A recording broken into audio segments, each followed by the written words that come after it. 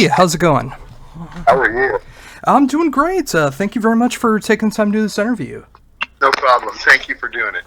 I'm glad to be able to do it and be able to talk about what is easily going to be one of my favorite albums of 2021 with some brand new Exodus. I mean, I've gotten the chance to be able to check out this album over the last couple days, and between all 12 tracks here, it just feels like it's some of the finest material Exodus has put out to date, and I thank you guys very much for putting that out here.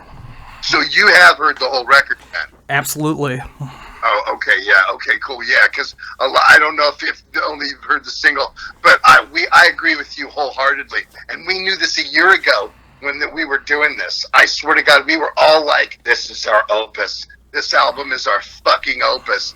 I think vocally, it's the best thing, and I did all the vocals on the album, so that's like, people were like, listening to it, is that Chuck Billy? I'm like, no, that's me. So, I mean, they were just, because, you know, me and Chuck are close, and he's sung on past stuff before, and I've done stuff for Testament, so it was like, you know, is that Chuck? I'm all, nope, that's me. I incorporated something new on this record.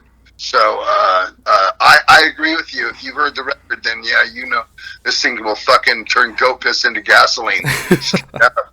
It's so true, and, you know, easily one of my favorite moments throughout the album. I've gotten to check out the album about 4 or 5 times, full spins, and the last scream that you do during REMF is just like one of my favorite moments that I've heard from you. Just screaming out "motherfucker" like that is just amazing. Wait till you. I hope that they show, because we have a camera on Gary when I did it, and the guy who filmed it said that he just jumped up and got so, because when it came up, I didn't do it like 5 times. I did it once, and I did it like I just roared it, and he was like, you know, don't do that again. That was perfect. And it's actually my mother screaming at me when I was a kid is all it is an imitation of my mother. If you knew my mother, and people, oh my God, when I scream, it sounds like your mom. I go, well, kind of where I get a little bit from it is, you know, from there. If you ever heard her scream my name, Steven! It was the way she did it was like, you know, kind of, so I made fun of that, but yeah, it worked out really good. Definitely, the album, there's definitely no filler songs on it by any means. Every song has got some fucking head to it. So Gary wrote an amazing record, man. I really have to say. I didn't write much lyrically on it. I wrote Slipping into Madness, and I wrote Elitist lyrically, and Tom wrote Dying, actually, lyrically, all of it, which came from a poem that he wrote, and then he turned it into a song. But Gary wrote everything else. Oh, that's just incredible. And, you know, just seeing the chemistry that's still going on throughout the band, and just knowing that with every album, it feels like the band is just getting tighter and tighter. I mean, I love the last album, The Death, last time we were able to talk, and now here, it just feels like just like you mentioned, it's like it's all killer, absolutely no filler that's going on. Every song just has those great headbanging moments to it. Yeah, I think it's a complete. Exodus has not softened up by any way, shape, or form.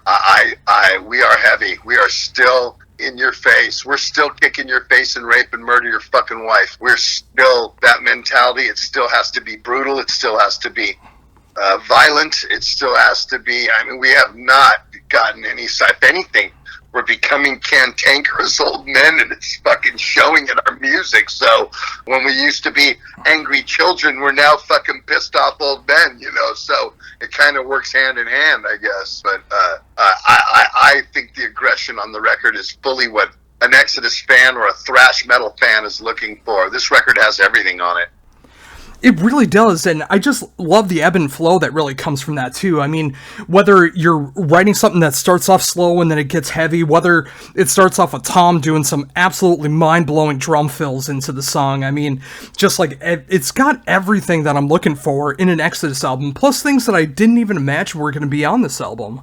No, I mean, like, my favorite song on the record is Prescribing Horror. To me, it's probably the slowest Exodus song ever, but quite possibly the heaviest Exodus song ever. That Lunatic Liar Lord, I just love the lyrical content and the middle section. You know, it's just got, like you said, it's got tons of hills and valleys, but I knew that. And I can't believe in this fucking day and age, and I have my own web show where people we've kept this quiet. Not one song leaked. And honestly, this record's been done, mixed and mastered since probably January. So it's like it's a long time to keep it. It didn't leak. I was surprised. I thought at some point somebody was going to get a track somehow. But Nuclear Blast kept a real good lid on it till it had to be actually, till the single needed to be released. So I was a bit surprised they released all the song titles, but that was kind of a relief for me because, like I said, I have my own YouTube channel, and I had a great episode talking about all the songs, so it was about time. Because many people have been asking me questions for the last, how is it? How many songs are on it? Are they long? What's it like? And I'm like, I can't say a fucking word right now. I just say, it's Exodus, it's heavy, and you're all gonna love it. Believe me, you're gonna love it. We did not disappoint you guys. Oh, yeah, I couldn't agree more. And specifically, like you were talking about with Prescribing Horror, I love the fact that it is one of, if not the slowest Exodus album, and it ends with the baby crying. And then all of a sudden it goes right into the beatings will continue until morale improves. And it's just like, I just love that transition because you don't expect it when you're listening to it for the first time. No, the sequencing is done really well. In fact, when Gary, that's Gary Holt, when Gary first sequenced it, because I just had all the songs done on a file, and I didn't know how. I knew Persona was going to be the opener. We knew that, but I didn't know what else, how it was going to go then. And then I've been listening to it for 8 months now in sequence, and I love the sequence. I mean, if it's got total that side 1, side 2 feel. So basically, Prescribing Horror would probably be the end of side 1, and the beatings would be the beginning of side 2. That's kind of how I look at it. I don't know if I'm old school. I look at a record like, okay, there's 12 songs. You're gonna get fucking 6 on one side or 5 on one side, because obviously Casana del Plato is just a little acoustical thing, So kind of cool, and I love the way it leads into Lunatic Liar Lord too. Again, that's why those two are my favorites on there. But I just like Blood In Blood Out. I like all the songs on this record, and I liked all of Blood In Blood Out, but I really like this record. And it's great to see that fire and passion is still going on, especially when you've held on to the album this long too, because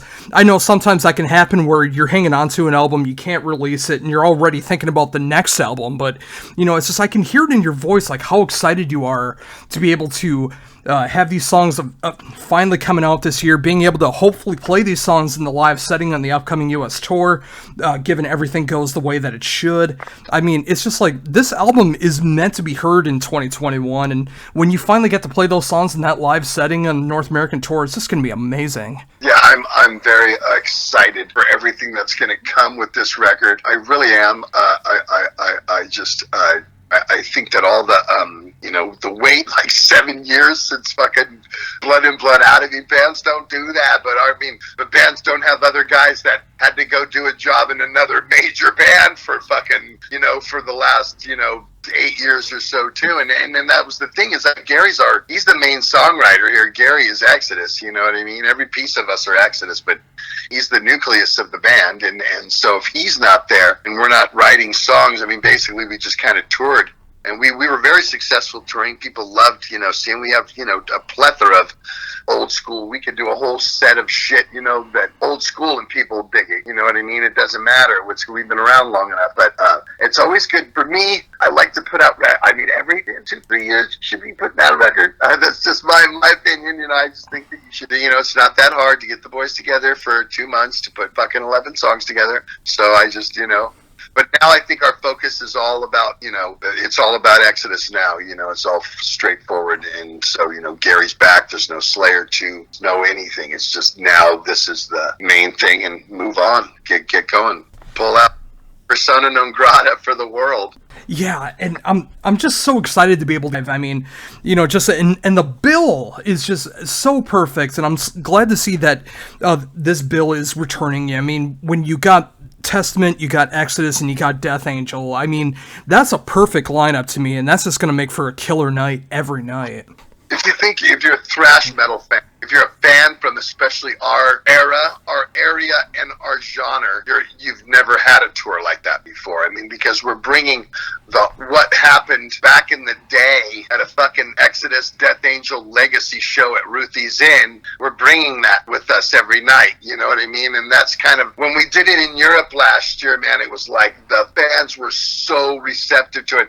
And we knew we were going to do it in the States. In fact, it was booked. We were supposed to do it in September of October of last year. It was booked. I saw it, but then, of course, you know, once the pandemic hit, it killed everything. So that they didn't even tell anybody. But I knew it was coming. In fact, we were going to do that and then go back to Europe in November and December to do places that we had sold out in like 2 minutes, and then other places. We didn't get up to Moscow or St. Petersburg, and we were going to go to, I think, Turkey or somewhere different like that. So I knew there was a bunch of different dates on it, but it all got washed away.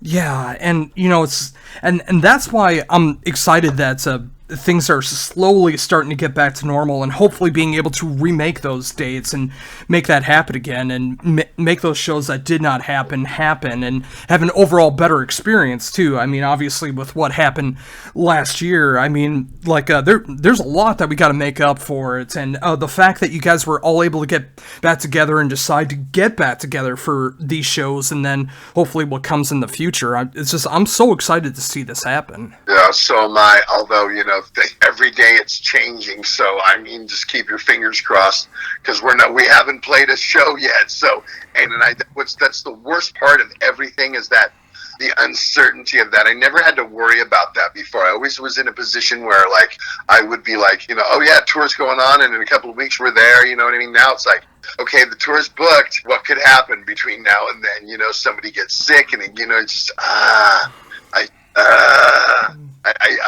it's been a year and a half. We played at Psycho Vegas, and I mean, it's together. We had John Tempesta play drums for us, as Tom is still recovering. But it's just a year and a half. I've never gone that long without playing a show. It's like, wow. So felt like I was retired, but I hope it all comes back tenfold. Oh, I do as well, too. And I didn't realize that. I didn't realize Tempesta was actually playing with you guys. I mean, it's great to see those thrash roots being able to keep going in Exodus. I mean, with what he's been able to accomplish.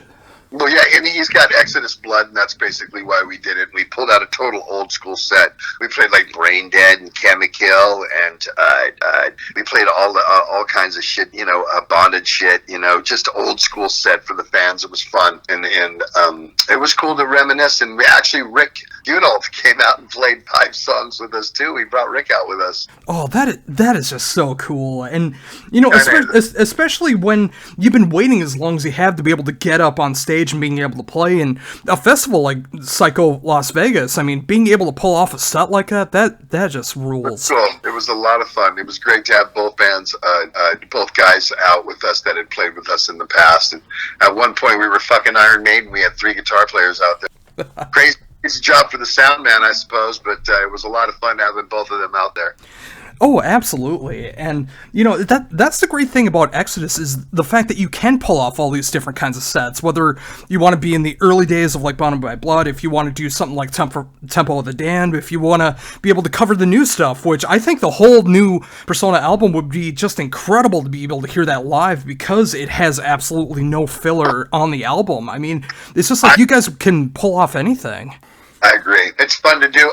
For me, it's fun to sing the Dukes era shit too. I love the Dukes era stuff. I love it. I'm always the one going, let's play this song. Let's play this song from Rob's era. I love it. I like to do it. Oh, totally, and I've heard you do it too, and it's just like you pull it off so good, and it just sounds amazing in that live setting. And again, it just goes with saying that you guys are able to pull off anything, and you know, just seeing how receptive that is too, being able to play all sides of Exodus is awesome. As long as it's still fun, and long as you're still having a good time doing it, then there's no reason to, you know, like, then just keep doing. We're lifers.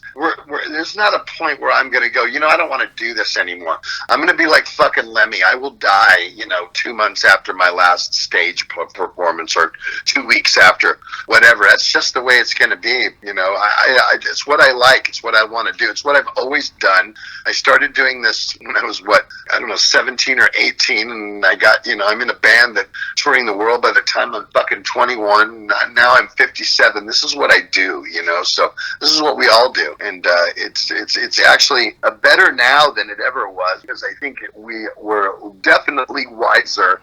And there's not as many distractions because we're not worried about drugs and party and girls and just stupid shit that we did in the 80s, and how, what we're going to do here. Let's get this and I'll buy that. Well, it's like 10 grand. We don't care. Just buy it. It'll kill her. You know what I mean? We're stupid. We've just wasted money and wasted resources. And now we have a better head on all of our shoulders, and me and Gary, all of us, well, me and Gary, the oldest, we're 57. So, we were a lot wiser. We know what to do. We're grandparents, both of us. So it's like we know what to do. Like everybody, if you've been in a business for 30 years, I hope or 35 years or however long we've been doing this, you better know how to do it by now, or you shouldn't be around, So, and it's all good. Like I said, there's no drugs anymore. It's great. That's the best part. Very minimal alcohol, but like there's Gary we stopped drinking a couple of months ago, and Jack and I don't drink at all, and so I don't think that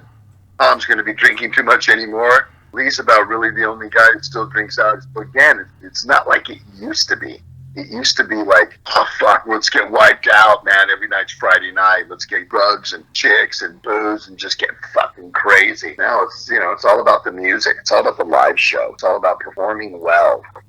Oh yeah, and especially when a band like Exodus has gone through so many trials and tribulations over the last few decades, and you're able to stand up on top, you're able to put out an amazing new album like this coming out in November, being hopefully with the tour coming out with Testament and Death Angel, and just being able to take everything that bands used to be able to do, like in the 80s and 90s, and taking all those vices, but taking that energy and putting it into the actual stage show. I mean, that's just got to be such a great feeling when you have that clear mind. You're able to see the fans just being able to absolutely thrash out and just living in that moment. Yeah, I think we were always in like myopia before. We were just like, oh, hey man, we're young, we're fucking 24. Let's see, I'm 1988, I'm 24 years old. We're in the thick of Exodus at that point.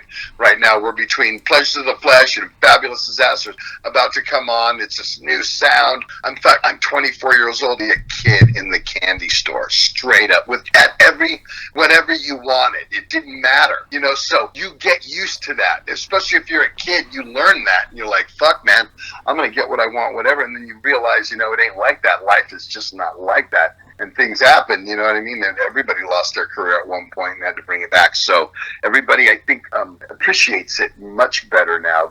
I'm not saying we didn't appreciate it then. I just think maybe we took it for granted a little bit because of what the stereotype was. Dude, you guys are rock stars. You guys are supposed to break shit, fuck girls, and do drugs, and get stuck, get left in and get caught doing this and get arrested, and then, you know what I mean, and make a scene at this and that. You're supposed to do that, you know what I mean? Now it's like, fuck, God forbid you whack off to a girl online and film it. You get fired from your band. You know what I mean? So, it was like, wow. I was like, wait a minute, weren't we rock stars? Wasn't that a badge of honor back in the day? What the fuck happened? It's politically correct as hit the rock and roll world, for Christ's sake. And it's the truth, man. I remember back in the day, you'd go backstage and fucking everybody's room was just loaded with blow and broads and booze and people just acting stupid. And now you go back to any band that's been around that long or credible act, you could drop a fucking pin backstage and you could hear it sound like a bomb. I shit you not, Slayer backstage, especially in the last couple of years, you could drop a pin back there and it sound like a bomb. There was nothing going on. I'd go back and say hi to Gary. Hey, what's up? And I'd go say hi to the guys and I'd be like, all right, cool, later. And I'd like leave it. And like I bring my kids or a friend of mine, are we going to stay backstage? I'm like, for what? This is boring back here. Nobody's doing everything. Let's go watch the show from the front where everybody's hanging out and shit. You know what I mean? Somebody will pass me a fucking joint. or something. You know what I mean? I don't know. It's like it's just it's a different mentality now. You know, it's definitely that sex, drugs, and rock and roll is that the sex and drugs have completely fallen off the planet. So that's no longer relevant anymore. Yeah, it's insane how that's changed over the decades. But you know, on the positive light of that, 33% of that is still there. The rock and roll is still there, so you can put all of that energy into the show. Killing you with the music, so it goes to show you that you didn't need any of that shit to fucking to make it happen anyway. So we're still delivering. You know what I mean? Music is still coming down your throat. So. And I think, again, if it's not good or you're just going through the motions, then you can tell. But this album don't have any signs of that. None of sign. We knew this, too. When we did it, we were like, everybody's going to say Bonded by Blood is the greatest Exodus record until they've heard this. And then they will think that this is definitely fucking, they're stepping their game up. Wow. So... Well, I can definitely say from my experience and being able to check out this new album, like Persona Non Grata is the best Exodus album until the next Exodus album. Maybe, I guess we could say that. That's a good way to look at it. I'm all about that because I truly believe that this wasn't not a fluke for us. You know what I mean? This is something that is real. Gary, as a musician, as a writer, poser, is really clicking on all cylinders right now by every means possible. So, I mean, I would think that the stuff in the 80s, classic stuff when we were young, is every bit of Exodus, even the Exhibit A's, Exhibit B, and Shovel-Headed Kill Machine, they all have their own feel to them. But man, it's really, I mean, the playing on this, I think Jack's bass playing is the best. Tom is a fucking man possessed on this album, man. And Gary and Lee's leads are really on point. I mean, they're just really, when you listen to them, you're like, wow, there's a lot of thought that went into this. There's a lot of thought that went into this stuff. You're not just getting some guys that are just hitting notes, and it sounds like, just the lead they did on the last record. All the leads are definitely stories here. Definitely. Oh, absolutely. So, thinking about that as well, too, like going back to what you were talking about earlier, thinking about this album in the vinyl sense of being able to enjoy the album from front to back, being able to flip it over. I have not had when I received the promo, I did not get a chance to be able to see the album cover or any liner notes or any biography or anything like that. And Exodus is always known for putting out some of my favorite album covers. So, it's released. The album cover's released. Okay. You haven't seen it? Not yet, no. Yeah, it was released the day the Beatings came out. If you were to go on Apple Music right now and go to Exodus, you're going to see that's what pops up, is the album cover. To me, it's going to make for a great fucking shirt. So when we get off the phone, go check it out. Just Google Exodus album cover Persona Non Grata, it'll come up. I'm telling you, we released it the day they released the Beatings. That out. Oh, that's so great to hear that, because I was wondering about that too, because when I got the promo, I mean, it was very bare bones. It's just like a stream of the song, so I didn't know if things were still in the works or what was going on with that. So that's awesome. Go online and check. It's bad. It's sick. It's fucking sick. It's the same guy, Parr, who did the last one. In fact, there's a little bit of the last album cover in there. A little bit, if you look. Some very good visuals. A lot of sick shit going on. So. Oh, that makes me so happy. I mean, you guys always put out some of my favorite album covers, and every single one, like, when you look at it, I mean, it just looks legendary in and of itself. So, knowing that you guys are continuing that tradition going on with this album, that just makes me so happy.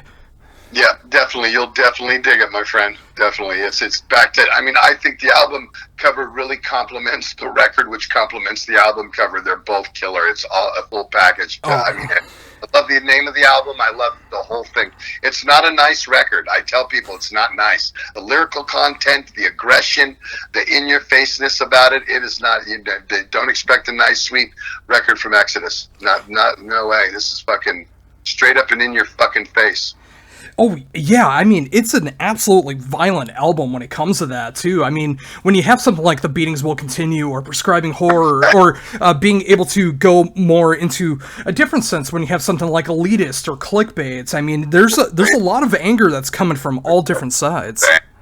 Lunatic Liar Lord, fucking, that's like Gary's again, he's always got to have an anti-Christian fucking song on the record, anti-religion, and that God, the lyrics in that, I love the words in that song.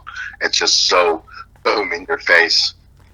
Oh, it's so true, and the music matches up with it so perfectly, and your voice being able to sing those lyrics, like, it's gonna sound incredible live when you guys do that song live. Yep, I can't wait. I'd love to do the whole record live. We'll see what they pick. I never get in on this. I'm always told, yo, so we're gonna do this one, this one, this one. If you were to ask me, I could do everyone right now. Yeah, and that's the way I feel an album really should be, too. I mean, when you put out an album, I mean, it should be that all-killer, no-filler feeling behind it, because you want every song to be able to be represented and not have to, like, songs that are just using to be able to fill out. Hear every song live because it means something to the band. This song, this shit is fucking, you know it, you've heard it, that's why it's glad you got to hear it.